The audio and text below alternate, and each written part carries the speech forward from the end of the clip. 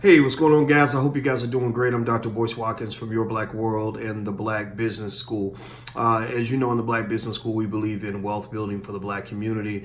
We especially believe in making economic plans for your family because it's very easy to do things right now today that will leave a legacy for your family that will last for many generations to come. So don't miss your opportunity to make an impact that lasts for 100 years. So let me mention this to you guys. I was, lately everybody's been talking a little bit about Nipsey Hussle and his unfortunate passing and just kind of what that means for the Black community and everything else.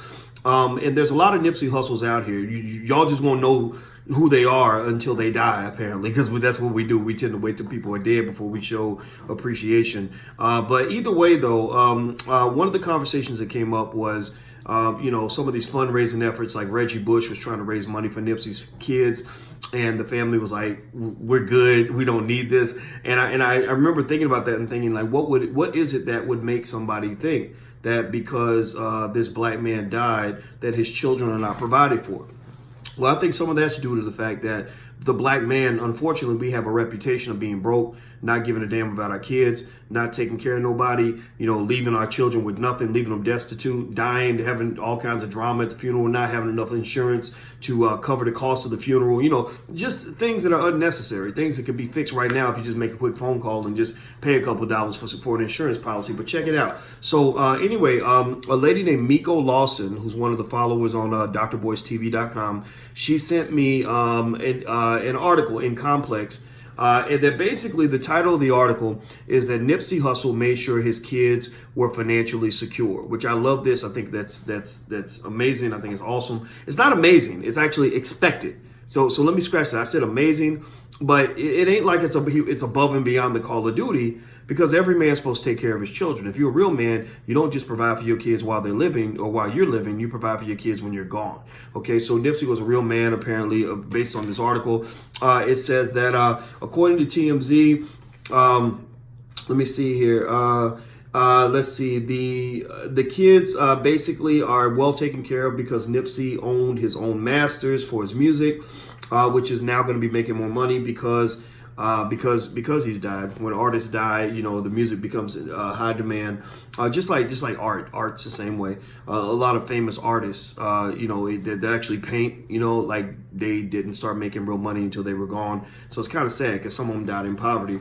Also, he had trust funds in place. Trust funds are a very powerful, very important way, very significant way to pass your wealth on in a way where you can control it in a fashion where you can make sure, your money's not going to stupid shit, not going to people that are not going to be responsible.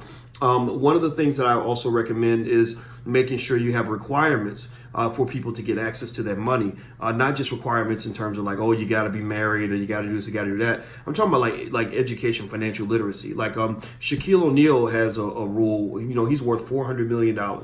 And Shaq's rule is with his kids, he said, I told them, if you don't show me degrees, then you won't get the cheese. And basically, he's like, you're not touching my money unless you know how to manage that money. That's like a farmer saying, you will not get my land unless you know how to farm that land and make something grow. If you take my land and you turn it into a desert wasteland and kill everything on the land, then I'm not going to give you my land. Well, the same thing is true with wealth. Wealth is like a plot of land. And a good farmer of wealth is somebody who knows how to plant seeds in that land and grow a bigger crop. Money is a seed. Money's supposed to be grown. So if Nipsey leaves $1 million to his kids, that $1 million should be 5 to 10 million by the time they're done. And they should be leaving their children 10 million. And then their children should be leaving their children 100 million. And their children should be leaving their children 1 billion, right? The money's supposed to grow. It's not supposed to sit still. It's certainly not supposed to drop. So the fact that black wealth is dropping means that our wealth is dropping. Student loans are dropping our wealth. Bad spending habits are dropping our wealth. Us not learning how to invest is dropping our wealth. So just understand that money can grow or money can sit still or money can decline. Your money should be growing. So anyway, it says that he that the crowdfunding campaign on behalf that Reggie Bush put together, they said that's not necessary. And I agree. I on drboycetv.com today, I actually kind of jumped into that a little bit. It was saying that, sorry, I'm choking now, that if we really want to celebrate the legacy of Nipsey, I ate an apple today, and I think that a piece of the apple got in my throat. Okay, sorry, y'all just sat here and watched me cough like a crazy person. But I'm gonna keep it going. Okay, so one of the things that I mentioned today on drboycetv.com is that if you are talking about Nipsey and celebrating his legacy, I appreciate. I think all the emotion is powerful to watch. I think the symbolism is powerful to watch. The imagery is powerful to watch. But I think that we have to ask ourselves a really important question. What happens after all the emotion's gone? What happens when the imagery's gone? What happens when the symbolism's gone? At the end of the day, you have to have some substance, and I think that with Nipsey, him being a big investor, being a big wealth builder, and the whole conversation about gentrification that's taking place in that Crenshaw area, it only makes sense that we would take that emotional energy and go raise, $100 million or something and go buy up a ton of property in the area. I mean, think about this. Black people raised about $500 million or more. We actually gave Disney between $500 and $700 million toward that $1.3 billion that they made when they made a movie for us. But all they gave us was symbolism. All they gave us was emotion. All they gave us was a feel-good moment.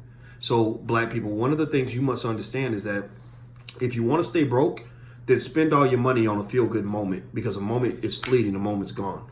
If you want to build wealth, spend your money on institution building, because institutions will last forever. So what I would love to see, if I could do this, I'm not going to raise this money myself, because I don't want to give the impression that I'm seeking to use Nipsey's name without permission to go and raise a bunch of money. And Crenshaw ain't my hood. My hood is somewhere else, but I respect the people there. But I would say that if somebody close to the family has the trust of the family and can go out and do a big fundraising campaign, and Black people gave as much money to that as we gave to go see the Black Panther, I think that you could really see something in that community that could last forever. So what I would probably do is raise $100 million and push people to give. Whatever you gave, whatever amount of money you spent going to see Disney's movie, which they didn't give you shit for that, double that and give that to the Nipsey Hussle investment fund. Raise $100 million. We gave Disney $700 million. We can do $100 million for this.